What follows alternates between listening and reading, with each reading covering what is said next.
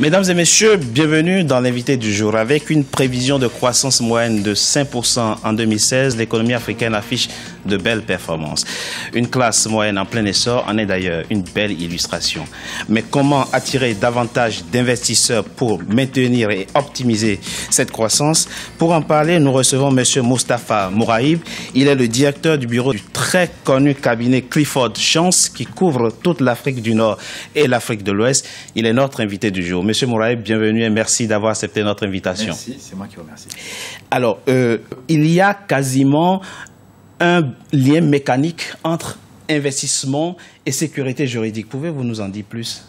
Oui, en fait, ce qui est important pour des investisseurs, c'est que quand ils arrivent dans un pays, ils puissent trouver un cadre juridique qui puisse sécuriser à la fois leurs droits, leurs obligations de manière contractuelle, mais également qu'ils puissent trouver un cadre juridique sophistiqué, suffisamment sophistiqué pour pouvoir encadrer les activités qu'ils souhaitent développer dans le pays, en particulier dans le système financier.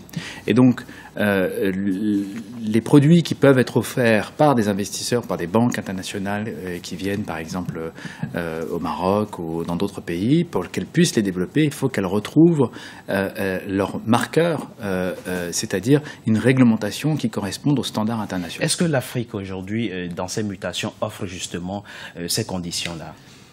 Alors, pas tout à fait, mais il y a eu depuis, je dirais, 5-6 ans, une accélération dans la préparation de réglementations financières qui puissent permettre de s'aligner sur les standards internationaux. Et je pense notamment au Maroc, qui souhaite devenir une place financière et économique importante, point d'entrée des investisseurs en Afrique. Et justement, vous êtes implanté au Maroc. Je rappelle que vous êtes le directeur du bureau de Casablanca, du très connu cabinet Clifford Chance, que vous couvrez pas seulement l'Afrique du Nord, mais aussi l'Afrique du Centre.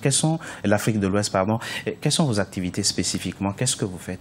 Alors, nous, on a deux types d'activités. Oui. Le corporate, les fusions-acquisitions, et le private equity, et puis une autre jambe de notre activité qui est la finance. Et dans ces deux pôles, on couvre absolument tout le spectre possible, que ce soit en finance ou en fusion-acquisition. Alors, finance, les économies africaines ont été plus ou moins épargnées par la crise financière des dernières années. Est-ce qu'aujourd'hui, les conditions sont telles qu'elles seront toujours épargnées? Il ne vous a pas échappé que, effectivement, comme l'Afrique attire de plus en plus d'investisseurs, doit s'ouvrir à la finance internationale parce qu'elle a besoin de développer son infrastructure. Et pour développer son infrastructure, ses infrastructures, et financer son économie, elle a besoin d'attirer de la liquidité. Et pour attirer la liquidité, il faut qu'elle ouvre sa réglementation, ou qu'elle l'adapte, ou qu'elle l'amène à un niveau qui correspond aux standards internationaux dont on parlait tout à l'heure. Eh bien, en le faisant, il y a quelques pays qui sont en train de le faire de manière très active et très importante. Je pense au Maroc, je pense également à la Côte d'Ivoire. Je pense que avant les événements que nous avons connus qui avait créé de l'instabilité politique, il y avait des éléments qui faisaient que la Côte d'Ivoire était une économie et aussi une capacité financière importante. Je pense qu'ils sont toujours réunis. Bien, chacun de ces pays, et le Maroc est assez précurseur de ce point de vue, a déployé tout un arsenal juridique pour s'aligner sur les standards. Et pour se protéger contre les risques systémiques, c'est ça. Qui était l'objet de votre question, oui. L'idée étant de s'ouvrir tout en protégeant et en gardant des régulateurs forts. Le Maroc vient de nommer à la tête de 2 régulateurs, le régulateur des assurances, le régulateur des marchés de capitaux et des marchés financiers, 2 personnes qui vont être à la tête maintenant de 2 institutions qui ont des pouvoirs importants, comparables à ceux que les régulateurs ont dans les pays de l'OCDE, d'investigation, de sanctions, mais également de maintien et de protection du système réglementaire. Et ça, c'est quelque chose que les autres pays du continent doivent aussi suivre?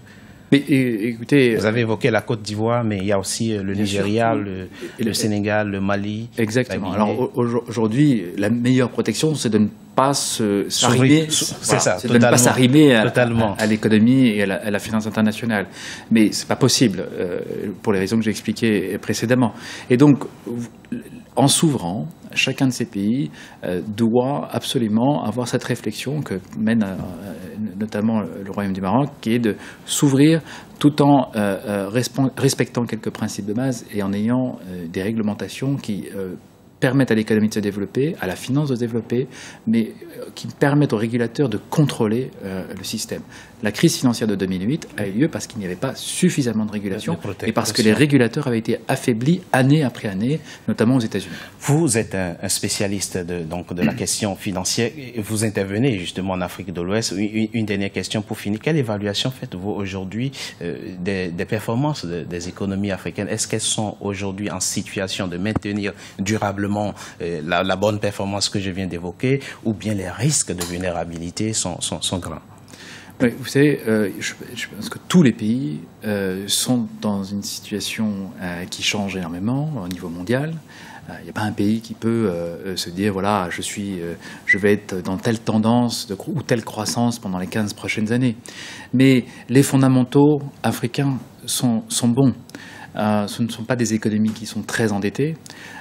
Et ce sont des économies qui, encore une fois, restent assez conservatrices sur les indicateurs de l'inflation, des déficits budgétaires. Ce qui est plutôt une bonne nouvelle. Qui est plutôt une bonne nouvelle. Et puis à côté de ça, vous avez des taux de croissance qui auraient dit que l'Éthiopie connaît une croissance de 9% par an. La Côte d'Ivoire, ça fait 2 ans qu'elle poste chaque année 9% de croissance. Donc cette croissance, il faut en faire quelque chose. Ça veut dire qu'il y a une population qui est en train de basculer dans ce que vous avez mentionné tout à l'heure, la classe moyenne qui veut consommer, qui veut voir autour d'elle des industries pour avoir des emplois, mais également pour pouvoir consommer comme on consomme un peu partout dans le monde. Donc l'Afrique est en train de rentrer dans l'économie mondiale petit à petit, et elle a beaucoup d'atouts pour cela. C'est sur cette note positive que nous allons terminer notre invité du jour. Merci, Monsieur Mouraïb, d'avoir accepté notre invitation. Je rappelle que vous êtes le directeur du bureau de Casablanca de Clifford Chance, très connu cabinet. Merci d'avoir accepté notre invitation. Je vous en prie. C'est un plaisir. Mesdames et messieurs, c'était l'invité du jour. Merci d'avoir été en notre compagnie. Restez sur Africa 24 pour la suite de nos programmes.